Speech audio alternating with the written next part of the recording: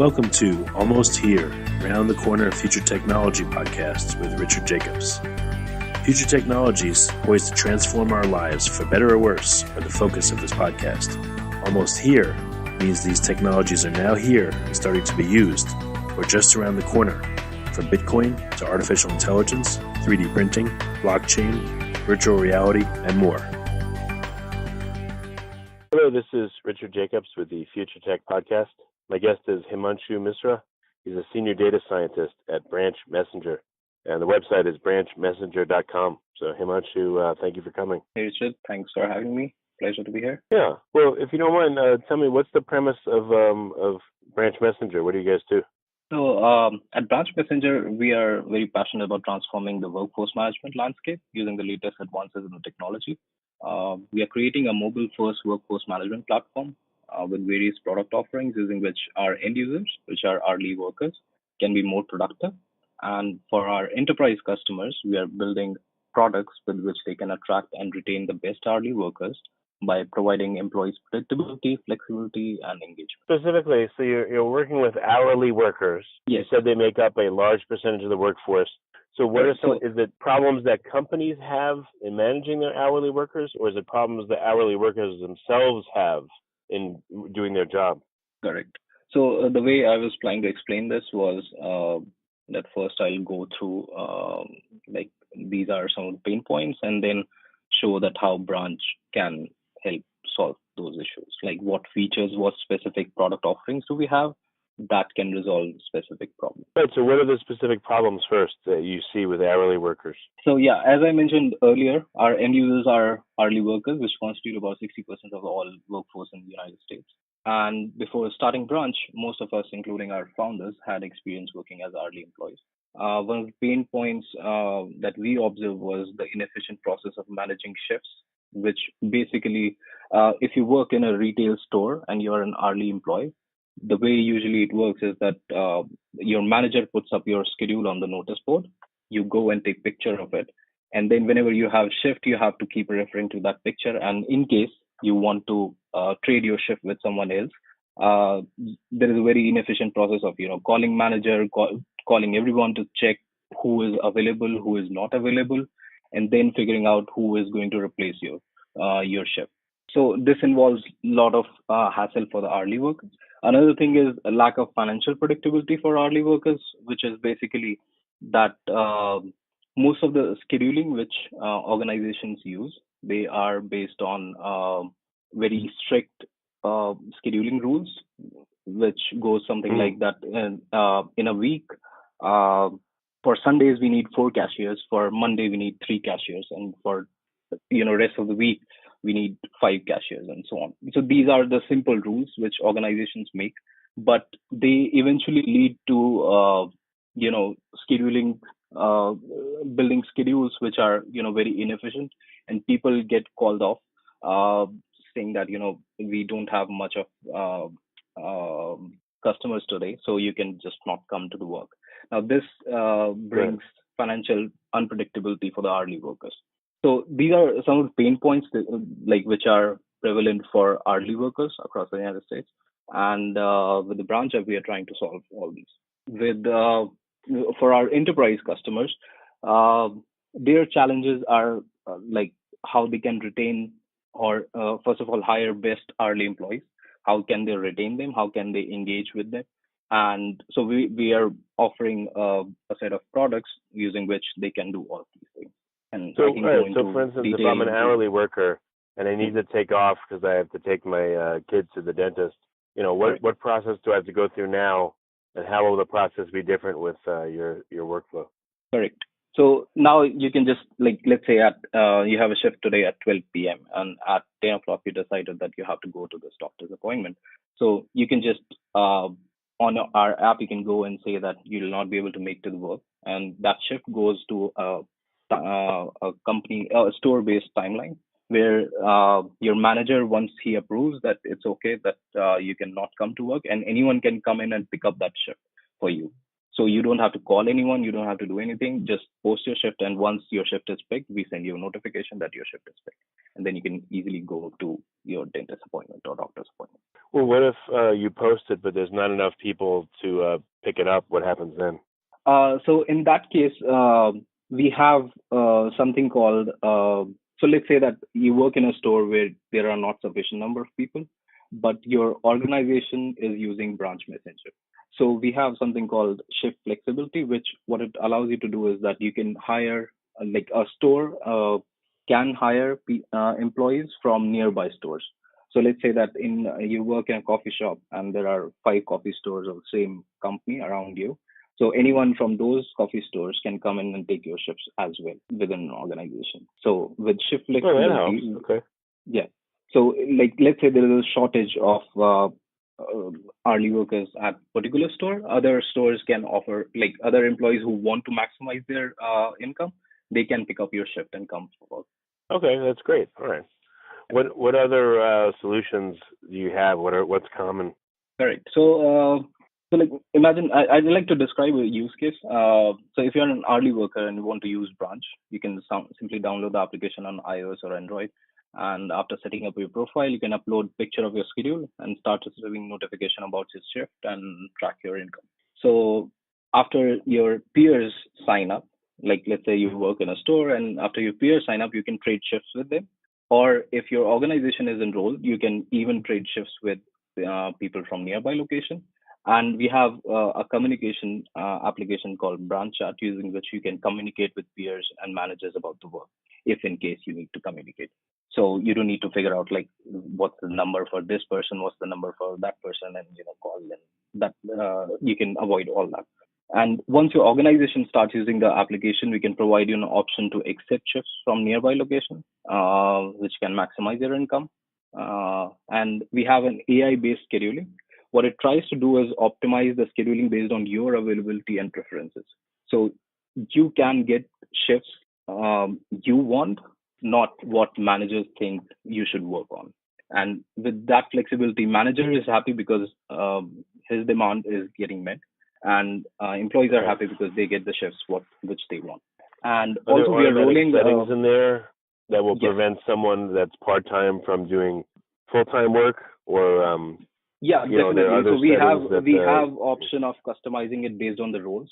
So each employee can work as cashier or can work as, there are different job roles to which each employee can be assigned to, and he'll be only scheduled to those roles, not other roles. And okay, all right. So also, you can prevent people from doing overtime if they don't want to do it, if you don't want them to do it, or yes, prevent so them I'm from going coming above a certain number of hours and things like that. correct. So with the AI scheduler that we have built, um, okay, so I had that question, like answer to that question somewhere else, but I'll try to explain it in short here. So I've spent most of this year building this AI scheduler, which involves use of machine learning and how to optimize labor costs. And the way we try to do is first of all we build a machine learning model which can predict your demand of a store, and this demand takes into account various factors such as weather and events happening around your stores, any of the factors, or your historical data that you can provide us, that at this point of day, at this day of the year, month of this particular week, this hour, this is our historical trend, and we can extrapolate that trend and try to predict what would be a demand for next week. So with that, we have an efficient predictive algorithm using which we can predict your demand. We take in that demand, and we have then that's the first part of the puzzle. Second, we take this demand and send it to a scheduler, which is basically an constrained optimization algorithm, which is specifically it's called mixed integer programming. And what it does is, so the problem we are trying to solve with AI scheduler is of labor cost optimization. Businesses everywhere faces the problem of understaffing or overstaffing. In most of the cases, it happens because usually demand of labor at a store is predicted by the manager, which from my experience usually works by managers creating simple rules like that we need 5 cashiers on Sundays, 4 on Saturdays, and 3 on rest of the week. Now imagine you're a retail store and use this demand model to predict your staffing requirements across various stores. You can easily see that this will fail as the manager failed to consider various factors such as weather, public events happening around the store, scheduling trends in other stores in the same geographic region, which can affect the foot traffic and hence result affect the scheduling requirements. So to solve this, we use ensemble of machine learning algorithms to consider all these factors and look at historical demand at your store to learn a personalized demand model for your store, using which you can accurately predict hourly staffing requirements for the upcoming week. We then go a step further. We take the predicted demand and preferences of the employees, like which hour of which day they prefer to work, and scheduling laws, like weekly, daily hour work limit of the region where your store is located. And using an optimization algorithm called mixed integer programming, we generate an optimized schedule which complies with all the scheduling constraints and tries to maximize the employee satisfaction. So, what are some of the factors that affect scheduling? How do you know when there's going to be a surge in demand, and what are some of the factors you use in your AI system? So as I said, that we are building these custom models for each of the stores. So based on what data the stores can provide us, if they don't have any, let's say, historical data, we can look at standard labor laws and see that for this particular coffee store, usually there are two cashiers required because we have that data from all the sources. We can extrapolate that and try to start predicting and bootstrap that problem of prediction. And once you start using our platform, we can keep capturing that data of how you are interacting with the scheduler and how you also have option to generate your manual schedules. So we can start capturing data from there as well, and this algorithm can basically learn what your demand looks like for a weekday or an hour on the weekday. Does that answer your question? You said, are there ever circumstances where people are cross-trained, where they could work in different companies so that they could actually go from company to company and share labor? Right now, we are not doing that. It's only inter-organization that we are doing right at the moment, shared labor. But yeah, at the moment we don't do that. That's the So would that make sense? Are there any industries or companies that you think might be willing to do that, or is that not correct? really? Then it brings the issue of then poaching. Like then one we are in a way facilitating that. That'll not be fair to our customers. That there we can allow one employee to go from one company to other and cause loss to one of our clients. All our clients are equal, so we don't do at the moment intercompany labor trading. We only do intra-company. Do you see that as a benefit if companies would be able to do something like that, or do you think it's really not needed? I see it happening like once an employee leaves the organization without any trigger. And if there is an opportunity, we might be able to facilitate that in future, but we don't have any plans or product at the moment. Okay. Well, what are some factors that cause companies to have to staff up when they didn't anticipate needing to do that? Do you have any data or insights from your scheduling that you see that you can help companies balance their load so they don't get into trouble? Correct. Most of the issues that we have observed are with small stores which don't have any sophisticated way of, or their organization itself don't have any demand prediction models. So usually, like let's say that you're working in a coffee store and coffee shop, and there's a public event happening around your store, which can lead to a lot of people coming to your store, but you cannot predict that in advance because you didn't know about that.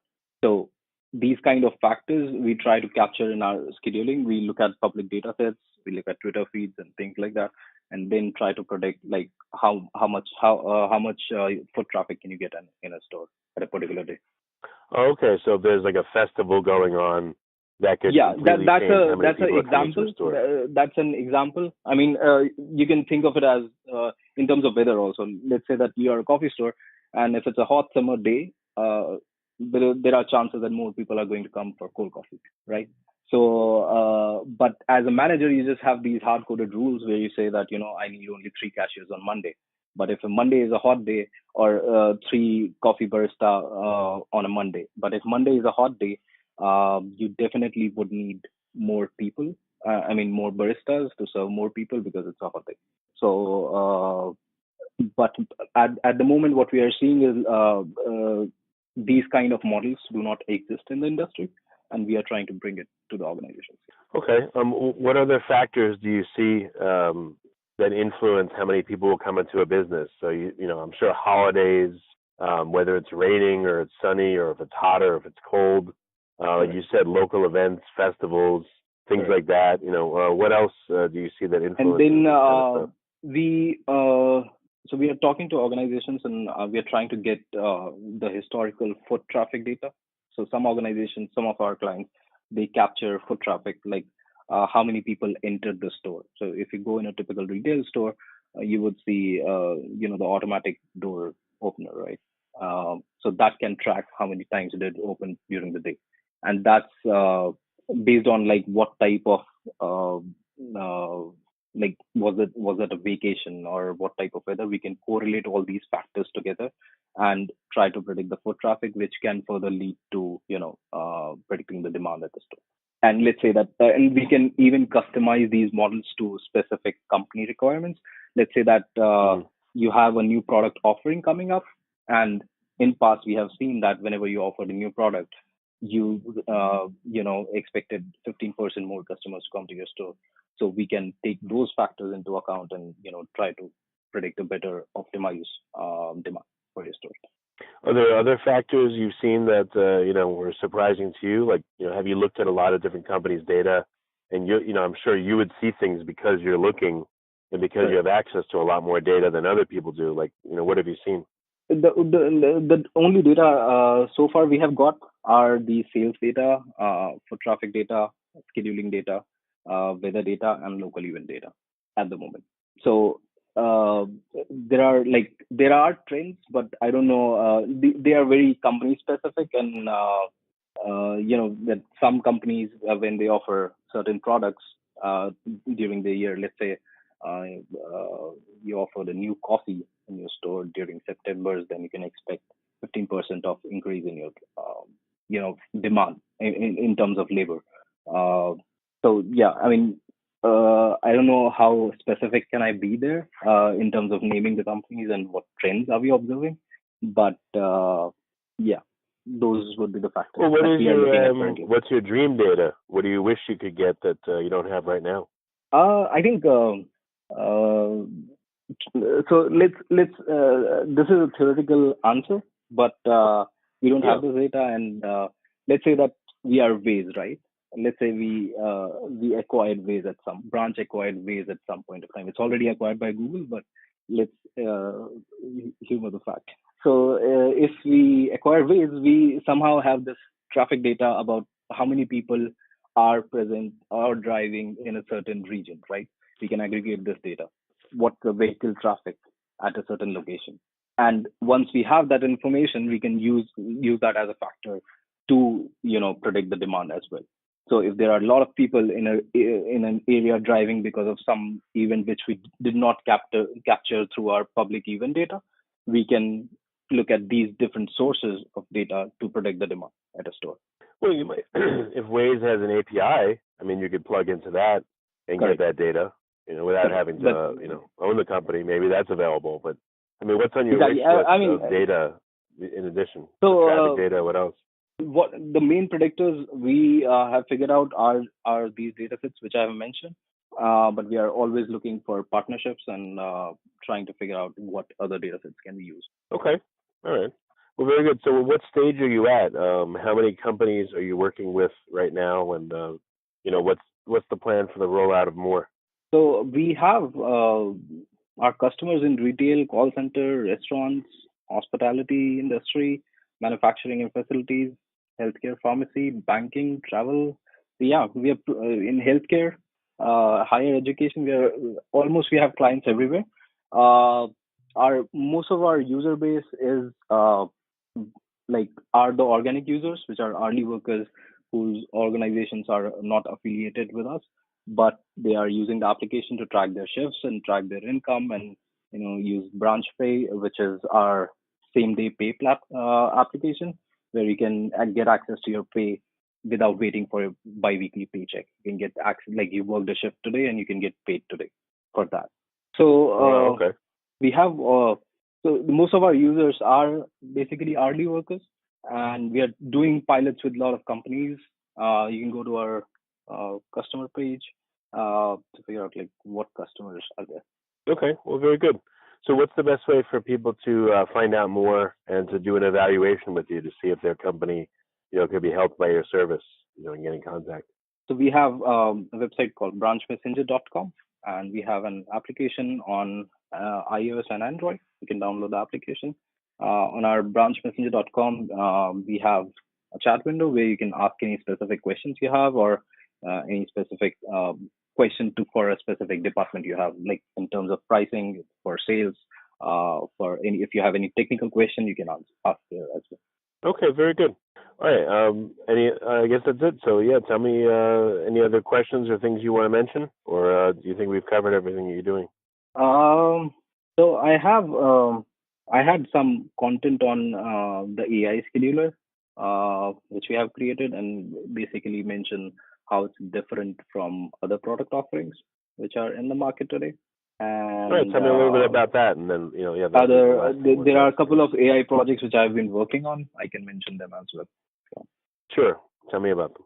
okay, so I think I already used this content in one of the previous answers, but I'll just record it and then you can use it previously or here, wherever you want. So I spent most of my time this year building the AI scheduler, which involves a lot of AI and machine learning. So the problem we are trying to solve with AI scheduler is of labor cost optimization. Businesses everywhere face this problem of understaffing or overstaffing. In most of the cases, it happens because usually the demand of labor at a store is predicted by a manager, which from my experience usually works by managers creating simple rules that we need 5 cashiers on Sundays, 4 on Saturdays, and 3 on the rest of the week. Now imagine that you're a retail store and use the demand model to predict your staffing requirements across various stores. You can easily see this failing as the manager failed to consider factors such as whether public events happening around the store, scheduling trends in other stores in the same geographical region, which can affect the foot traffic in your store and hence affect your scheduling requirements. To solve this, we use an ensemble of machine learning algorithms to consider all these factors and look at historical demand at your stores to learn a personalized demand model for your store, using which you can accurately predict hourly staffing requirement for the upcoming week. We then go a step further. We take this predicted demand and preferences of employees, like which hours of the week they prefer to work, and scheduling laws, like weekly, daily work hour limits of the region your store is located. And using an optimization algorithm called mixed integer programming, we generate an optimized schedule which comply with all the scheduling constraints and tries to maximize the employee satisfaction. But we do not stop here. We realize through our surveys and talking to our customers that the optimized schedule is not always the right or practical schedule. The main reason is that the schedule optimization and generation problem is constrained optimization problem, which means that you need to explicitly specify a set of constraints which define what an optimized schedule should look like. Now, as any rule-based Well, that's what I was going to ask you. What is an optimized schedule? Like maybe some people don't like to wake up early, so they want to work later, or some people have children and they can't work beyond 3 o'clock on weekdays. What are some parameters? Correct. So these kind of things would be employee preferences, where an employee tells that I don't want to work on these certain hours of this particular day. When I say constraints, I mean that all the labor laws, which says that an employee can only work 8 hours in a day, 40 hours in a week. He cannot work more than 5 days consecutively. He needs 2 days of vacation. There should be a break after every 3 hours or 4 hours. And these laws kind of vary with each state. And what we try to do is figure out where your store is located and what the labor laws are, and try to generate a schedule considering all the labor laws in your area or district or state, so that you get a compliant schedule. And and we consider employee preferences so that each of the employees' preference and those employee preferences are not guaranteed to be met. We try to maximize that maximum number of users get their preferences met.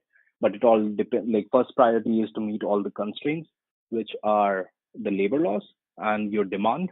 those things should be met first. And once we do that, we try to maximize the employee preference. And that's interesting. So an employee may want to have a certain schedule, but if you gave them that schedule, then it might violate the labor laws. So you have to make sure that, so sometimes an employee can't have what they want because of that, right? Correct. So, and also for organizations, this is important because, an employee can potentially sue the organization saying that, you did not give me break on that particular day. So if your schedule which you are generating is not compliant with the labor laws, there is possibility that you can get sued for it. Interesting. Okay. Yeah. So that's why it's important that your schedule is, compliant with the labor laws, and then we try to maximize, what is preferable for the employee, and if we can maximize his or her happiness.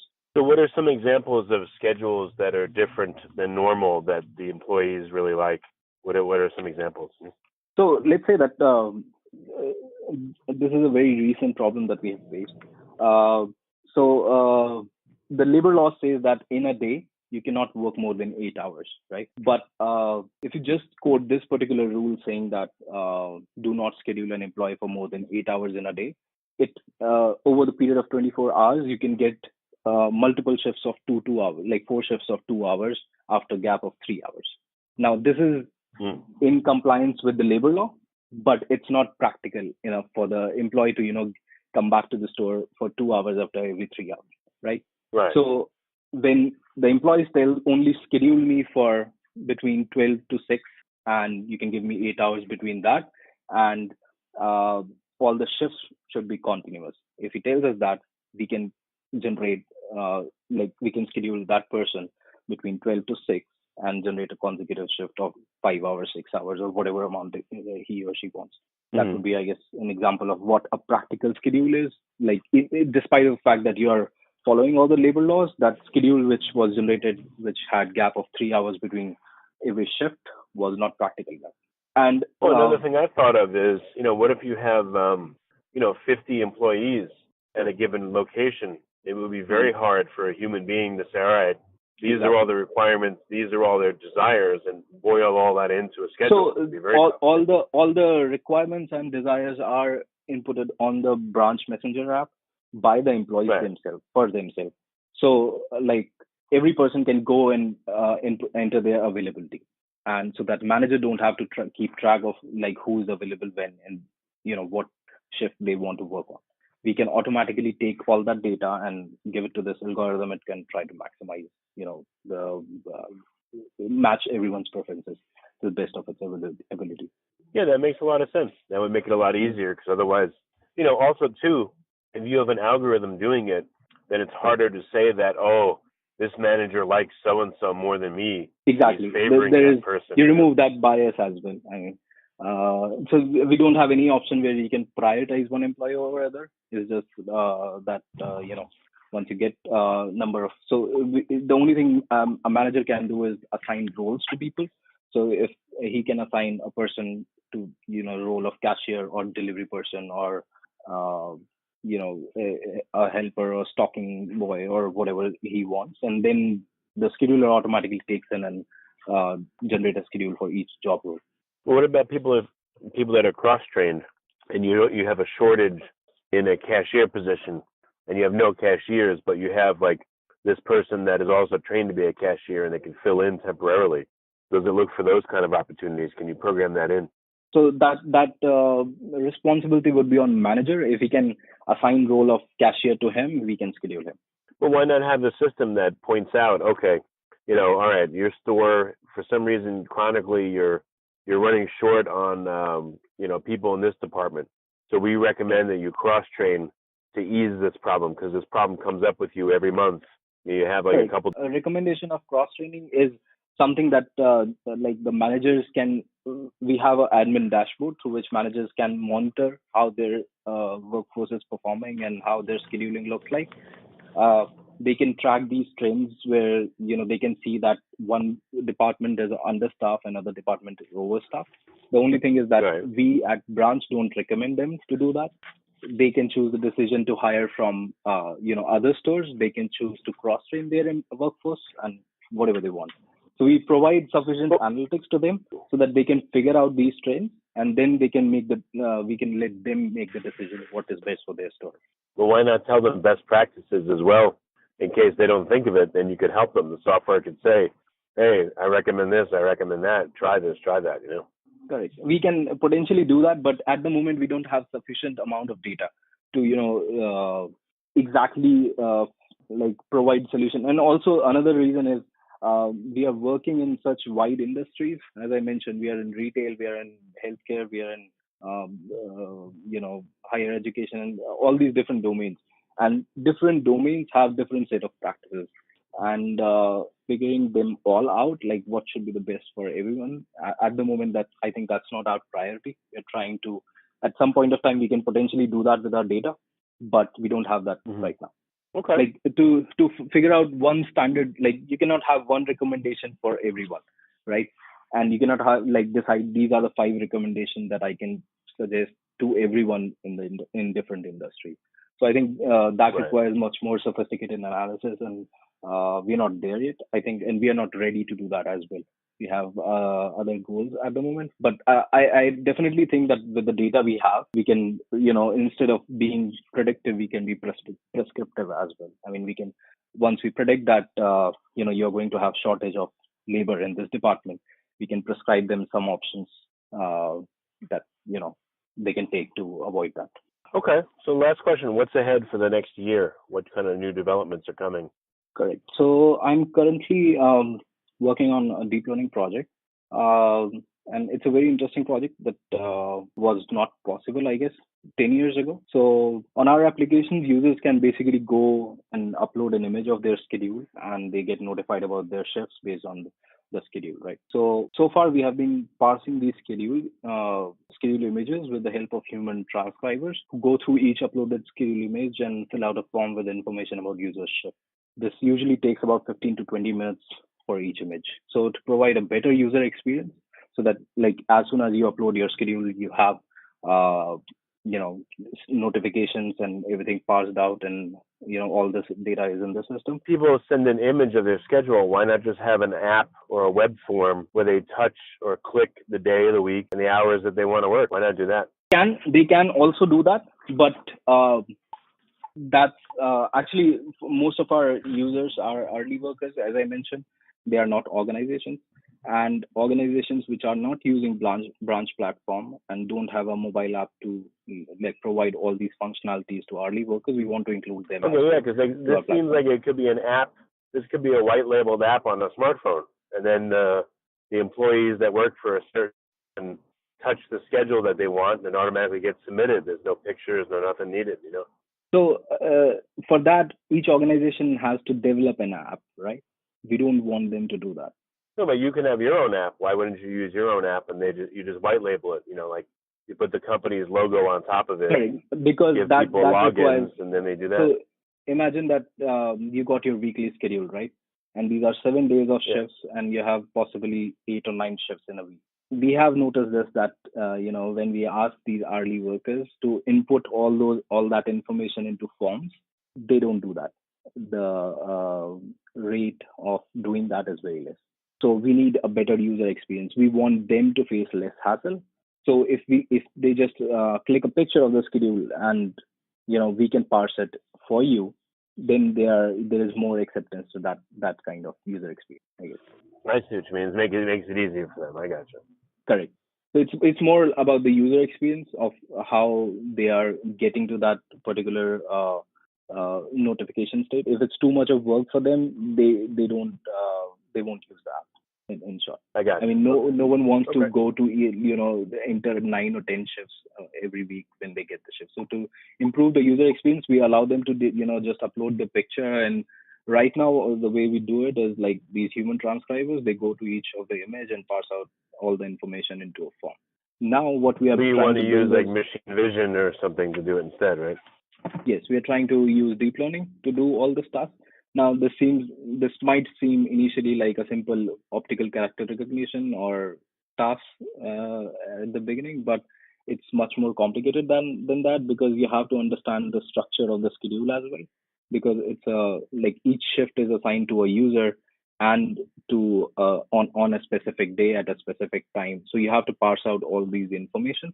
So to tackle all these challenges, we are training several deep learning and machine learning models. One to determine individual cells in the schedule, one to parse out text and do the OCR, one to recognize what type of text is present in each cell, like shift, time, day, or employee name, and one to figure out rows and columns, and finally a parser which can take in all this information and standardize and store into the database for further reviews, and using which we are trying to reduce this 15 to 20 minutes of parsing time to minute or two. Gotcha. And okay. This is in Vision, it was not possible earlier. I mean, you can do simple OCR, which does not take into account any kind of structure, but doing it, parsing out structured schedules and adding structure to the timesheet image is something which is, I think, we are doing pretty novel, and we're working on it. We're planning to launch it by end of this year or early next year. Well, very good, Himanshu. Well, I appreciate you coming on the podcast, and the best way for people to contact you is to go to branchmessenger.com. Yes, you can visit us at branchmessenger.com, and you can also download our app on iOS and Android. You have been listening to Almost Here, Around the Corner Future Technology podcast with Richard Jacobs. Subscribe to this podcast, post a review to discover more future technologies that are poised to transform our lives for better or worse, such as Bitcoin, artificial intelligence, 3D printing, blockchain, virtual reality, and more.